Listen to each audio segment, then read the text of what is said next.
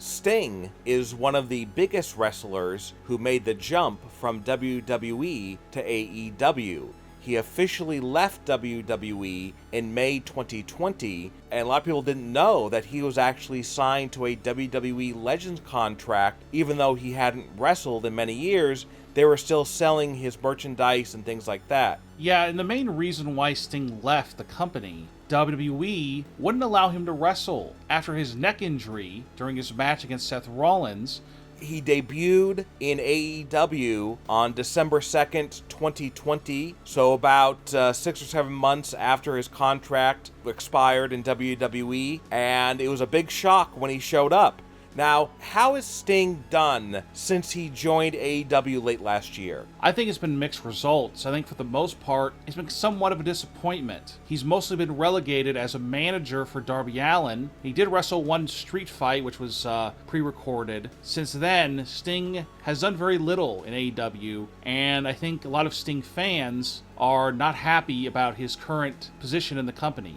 Now, Chris Jericho, he left WWE in April 2018, and he joined AEW officially in January 2019. Yes, Chris Jericho, he was the first ever AEW World Champion, and he brought a lot of new fans to AEW. Without Chris Jericho, AEW would probably not be as successful as it is. Now, why exactly did Chris Jericho leave WWE? The main reason why Chris Jericho left WWE is because of the fact that at WrestleMania 33 in 2017, Chris Jericho versus Kevin Owens was put second on the card. This sent a message to Chris Jericho that Vince McMahon did not see Jericho as a main event star. So Chris Jericho went elsewhere, he went to New Japan, and eventually AEW. Now, Chris Jericho, he was the AEW champion. He lost the title to Jon Moxley. How do you think Chris Jericho has done in AEW since losing the title? I think for the most part, it's been successful, but I think there have been some bumps in the road. They're trying to have him put over up-and-coming wrestlers like Orange Cassidy. But now Chris Jericho is involved in one of the top feuds in AEW,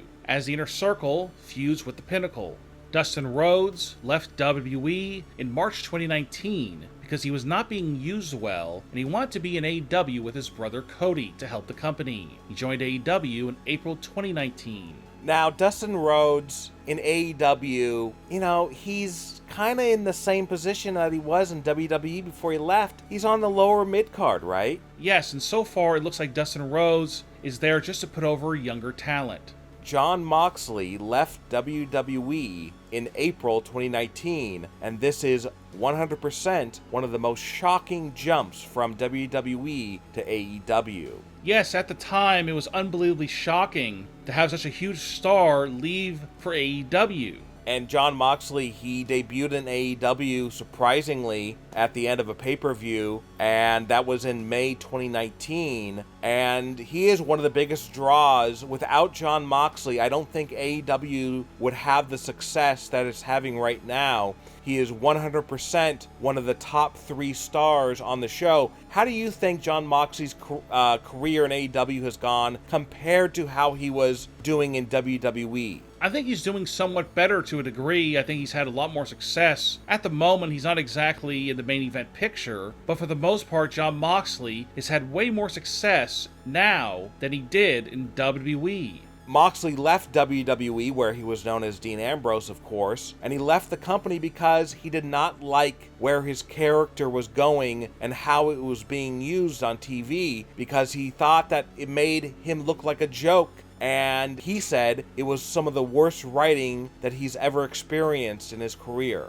Jake Hager left WWE in March 2017. Of course, he's formerly known as Jack Swagger, and he left the company because he felt that he wasn't being utilized correctly, and he requested his release. Yeah, and he debuted in AEW in October 2019, and it was a big shock when he showed up out of nowhere on Dynamite.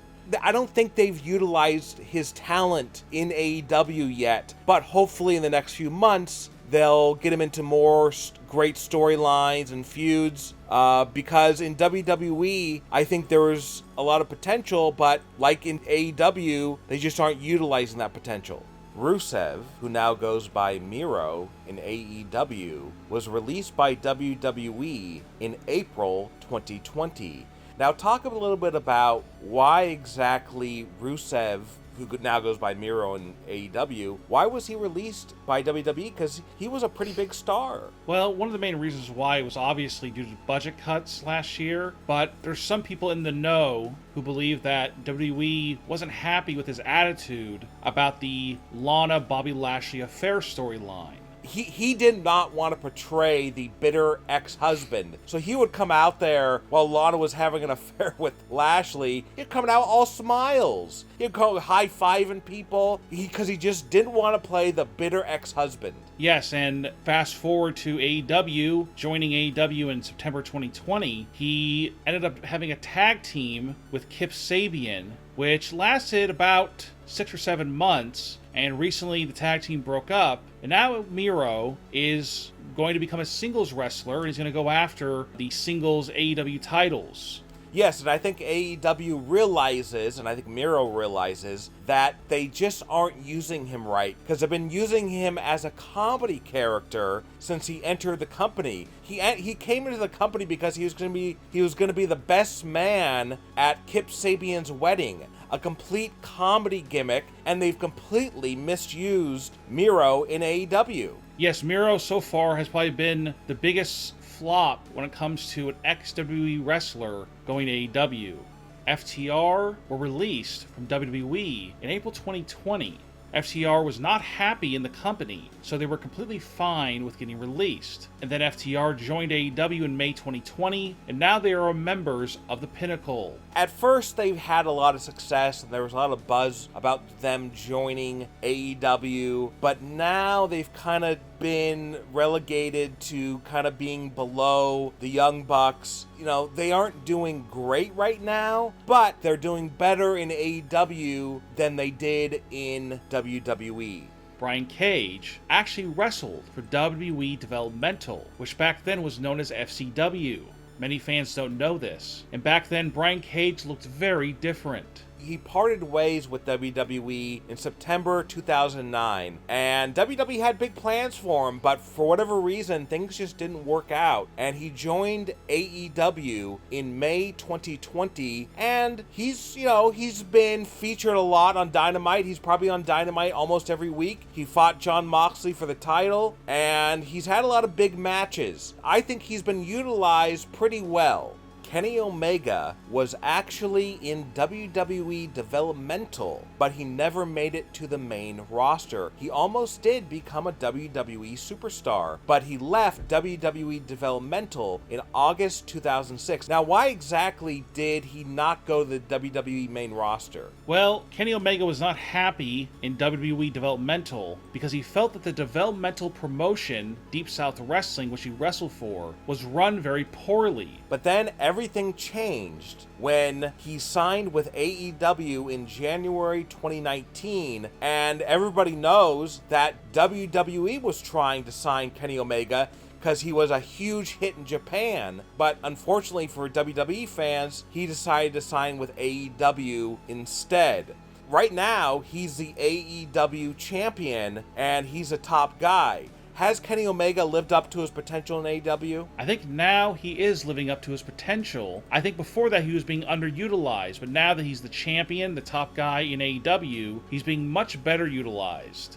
Billy Gunn was released by WWE in November 2015. This happened after he tested positive for a banned substance when they tested him. He spent several years doing the independent circuit in wrestling, and then he was signed to AEW in January 2019. But for the most part, he's there to help out his two young sons, who are a tag team in AEW, and he's basically their manager. The Big Show, who now goes by the name Paul White in AEW, left WWE in February 2021 and signed with AEW in March 2021. So far, they've only utilized him mostly as a commentator for an AEW show that's on the internet, and he's only made maybe 1 or 2 appearances on Dynamite, but he has not wrestled yet. When do you think he's going to wrestle, if at all? Well, the last time we saw Paul White was at the AEW Revolution pay-per-view during a backstage segment where he talked about the surprise that was going to happen on the show. But since then, there's been no discussion whatsoever of Paul White being on AEW Dynamite of any sort. Right now, he's just a commentator, but from what I understand, he will be wrestling at some point in 2021, and this could possibly happen when AEW starts having larger crowds and starts touring around the country for AEW Dynamite every week. I think one of the reasons why Paul White decided to make the jump from WWE to AEW is because he did want to become a commentator, because he can't wrestle every week because he's getting up there in age, and he's a big guy and he's had a lot of surgeries, a lot of health issues, and being a commentator, it's a lot easier on his body, obviously, to just sit on a chair next to Tony Schiavone and call a match. He will do a few matches a year probably, so we will not see him wrestle every week, but we'll see him maybe 2 or 3 times a year wrestle either on Dynamite or on a pay-per-view.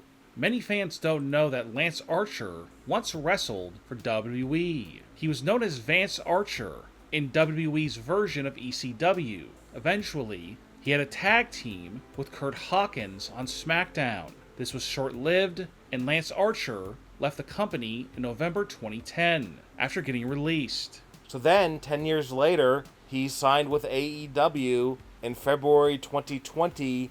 Christian, who now goes by Christian Cage in AEW, officially left WWE in January 2021. He competed in the 2021 Royal Rumble, but then left the company and signed with AEW in March 2021. Of course, Christian Cage is the guy who was Paul White's big surprise. How do you think Christian Cage has done so far in AEW? Well, I think it's been a pretty big disappointment so far. It's still wait and see, but I think Christian has been a disappointment. I think a lot of people were expecting CM Punk at the pay-per-view as the big surprise, or Brock Lesnar, and it ended up being Christian. So because of that, he's going to have to really prove himself, and it's going to take several months before that happens. But because they raised the expectations so high to the level of CM Punk when it was Christian Cage, people were disappointed. And the fact now that he's kind of like just wrestling in random matches and he doesn't have a clear direction, like, is he going to fight for the world title soon? Is he going to fight for the TNT title? I'm not really sure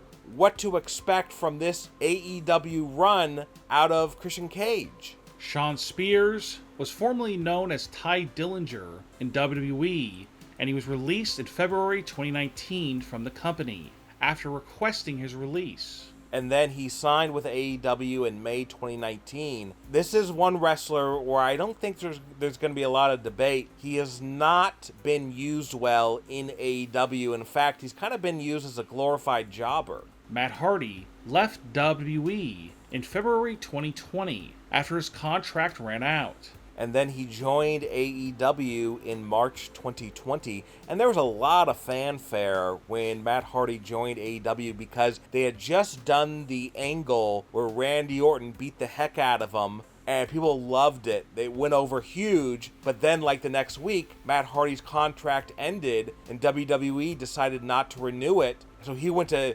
AEW and then he kind of went nowhere. Now he's doing some kind of like $1 Million Man ripoff. Yeah, right now, Matt Hardy, he's basically a glorified manager who wrestles occasionally, but at the same time, I think his main plan is to go back to the broken Matt Hardy character, which, honestly, even he said it himself, it failed because of the fact there were no fans in the building when he introduced the character to the AEW audience in March 2020. And there's some characters that work just a lot better when there's a full crowd in the arena. And when Matt Hardy debuted, that was a time when there were 0 fans in the arena. Unfortunately, the broken Matt Hardy character in AEW didn't work. AEW star Pac was known as Neville in WWE. He left WWE in August 2018 due to a contract dispute. Pac actually sat on the sidelines for over a year waiting for WWE to release him from the company, but they refused. Eventually, they did release him, and a few months later, he signed with AEW. And so far in AEW, he's done relatively well compared to how he was used in WWE. Colt Cabana left WWE in February 2009. Now, in WWE, he really wasn't that big of a star. He was kind of used as a jobber. Yes, his name was Scotty Goldman. He was basically a jobber. He only wrestled a handful of times on SmackDown, and he was eventually released in February 2009, and Colt Cabana felt that WWE used him as a jobber as a way to bury him, because backstage officials supposedly didn't like him.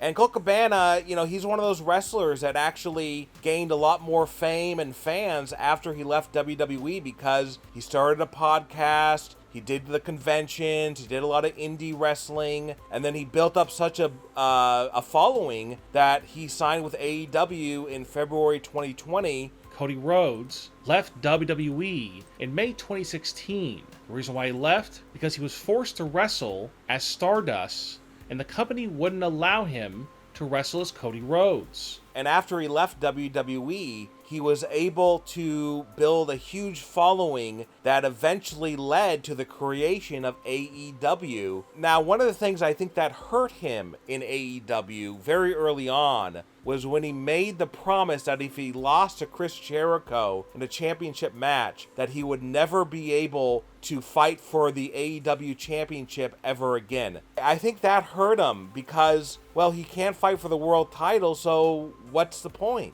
Yes, that was actually a huge mistake that AEW officials made, was creating that stipulation, and since then, Cody Rhodes has had somewhat of a slow downfall. He's still heavily utilized on the show, and he is still one of the top stars in the company, but he's definitely not as big of a star as he used to be. Right, and I think one of the problems is AEW does not want to be like WWE and go back on stipulations, meaning if somebody's fired from WWE, they're back in a couple months. If somebody says they can't fight for the title ever again, they're fighting for the title in a few months. Whereas AEW wants to be the anti-WWE and just say, we're never going to go back on our stipulations. And so far, they've followed through. But the only problem is, it's hurt Cody Rhodes in that process. Also, Brandi Rhodes, Cody Rhodes' wife, was also in WWE as a ring announcer. Many fans don't know this, and Brandi left the company at the same time Cody left.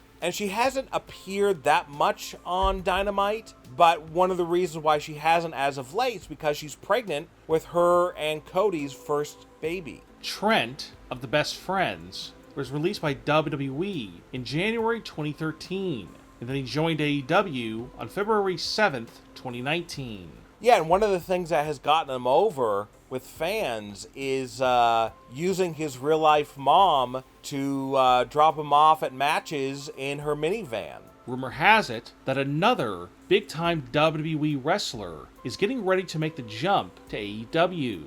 Sasha Banks has not been seen very much since losing the SmackDown Women's Championship to Bianca Belair at WrestleMania 37. And now there are actually rumors that Sasha Banks might be signing with AEW at some point in the coming weeks. Yeah, and when this rumor broke, a lot of fans were shocked. And right now, she's the #1 active female star on the WWE roster because obviously Becky Lynch is on the sideline. So losing her to AEW would be a major hit to the company, but it will help AEW, the women's division, because the women's division, I know people want to say don't judge it, don't criticize it, but let's face it, the women's division AEW is not as big as the women's division in WWE, and having Sasha Banks join AEW will just make the women's division go to the moon. Yeah, I think the women's division has gotten a lot better in AEW over the past few months, but they don't have that one gigantic star. And if Sasha Banks does join AEW in the coming weeks, they will have that big star. And I think a great feud would be Sasha Banks versus Britt Baker. Just having those two over-the-top personalities feuding with each other, and they would have some really, I think, great matches. You know, if Sasha Banks truly is leaving WWE, I think you're going to have a lot of fans following her to AEW, and it's going to bring a whole new fan base to the company. So what are your thoughts on this breaking news that Sasha Banks could very well sign with AEW in the coming weeks? And do you think Jon Moxley, aka Dean Ambrose, made the right decision making the jump from WWE to AEW? Leave a comment and give us your opinion. And don't forget to subscribe to our channel and be sure to click the bell notification so you are notified when we release our next video.